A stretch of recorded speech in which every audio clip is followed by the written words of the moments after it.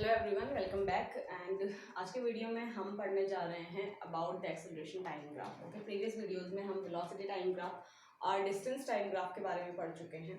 अगर आपको कोई भी डाउट होगा तो आप कमेंट बॉक्स में पूछ सकते हैं। अब हम पढ़ने जा रहे हैं एक्सेलरेशन टाइम ग्राफ के बारे में, राइट। तो एक्सेलरेशन और टाइम को हम ग्राफिकल फॉर्म में कैसे रिप्रेजेंट करते हैं, let's discuss it here, right. हम क्या करते हैं, एक्सेलरेशन को हम लेते हैं वाई एक्सिस में एंड टाइम को हम लेते हैं एक्स एक्सिस में, राइट। अब देखो, एक्सेलरेशन कई टाइप का हो सकता है। एक्सेलरेशन जो है वो जीरो भी हो सकता है, मतलब कि स्पीड जो है वो चेंज ही नहीं हो रही है। Acceleration means rate of change of speed और increase in speed with respect to time, right. तो ये भी हो सकता है कि एक्सेलरेशन जीरो हो, मतलब कि स्पीड जो है वो चेंज ही नहीं हो रही हो, मोशन जो है वो हमारा यूनिफॉर्म हो, जो हमारी स्पीड है वो थ्रू आउट द जर्नी हमारी कांस्टेंट रहे, ये भी हो सकता है। So the first case is that acceleration zero हो सकता है। एक्सेलरेशन में बी यूनिफॉर्म एंड एक्सेलरेशन में बी नॉन यूनिफॉर्म। तो uniform and non uniform acceleration मतलब कि एक्सेलरेशन क्या हो, एक जैसा हो through out the journey, constant rate से बार बार स्पीड चेंज हो रही हो, और नॉन यूनिफॉर्म मतलब कि जब वेरिएबल रेट से बार बार हमारी जो स्पीड है वो चेंज हो रही हो। ऑलराइट, सो यहाँ पे देखते हैं हम एक्सेलरेशन जीरो का मतलब कि एक्सेलरेशन हुआ ही नहीं, स्पीड में कोई भी चेंज नहीं आया है, राइट।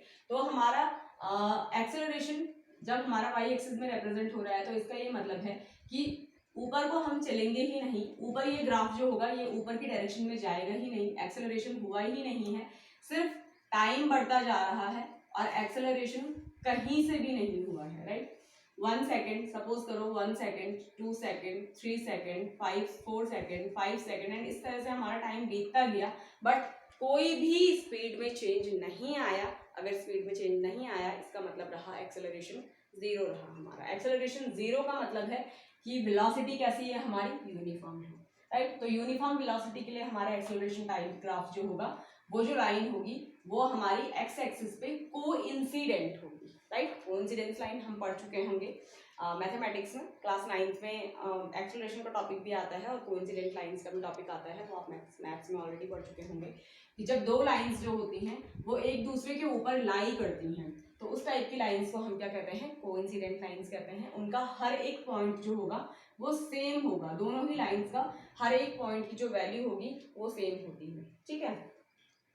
इसकी इक्वेशन कुछ इस टाइप से होती है, ax plus B Y plus C is equal to 0, and ये हो सकती है हमारी 2x प्लस,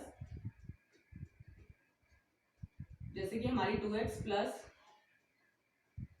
4y प्लस 8 हो सकती है is equal to 0, and the another equation can be 4x plus 8y plus 16 is equal to 0। अगर हम इन दोनों इक्वेशन में से इस वाली इक्वेशन में से अगर हम 2 कॉमन लेते हैं तो it becomes like the equation 1 and equation 2। तो ये कुछ इस टाइप की इक्वेशंस होती हैं, राइट।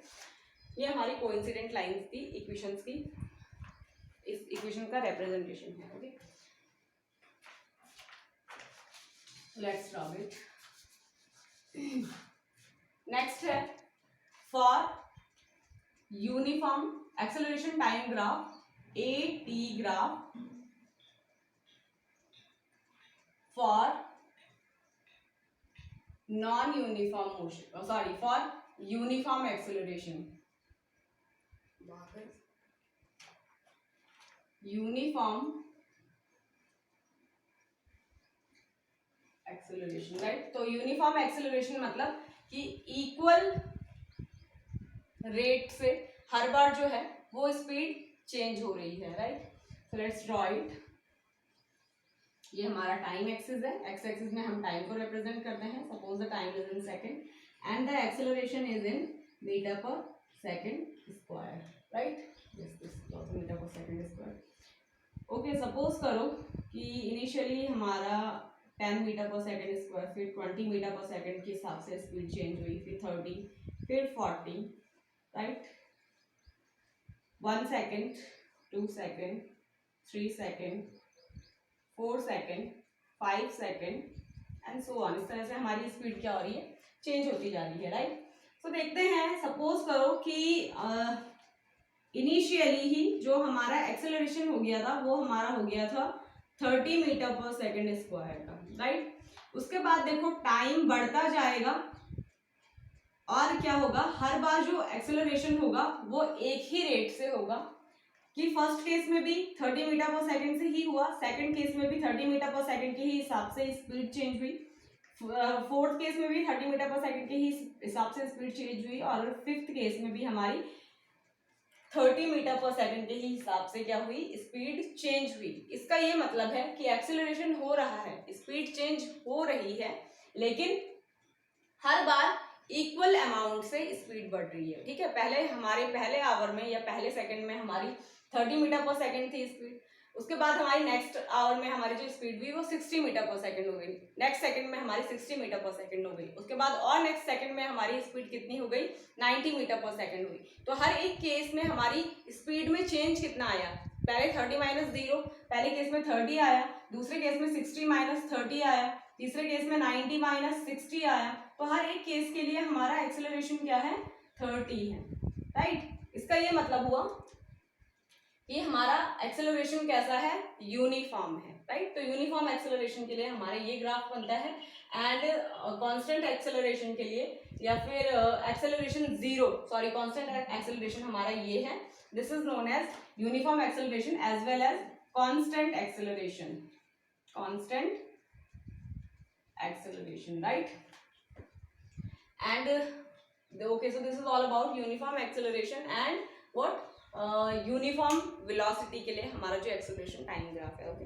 सो नेक्स्ट वीडियो में हम डिस्कस करेंगे about the acceleration time graph for non uniform acceleration, okay. तो अगर आपको कोई भी डाउट हो इस टॉपिक में तो आप मुझसे पूछ सकते हो, and see you in the next video.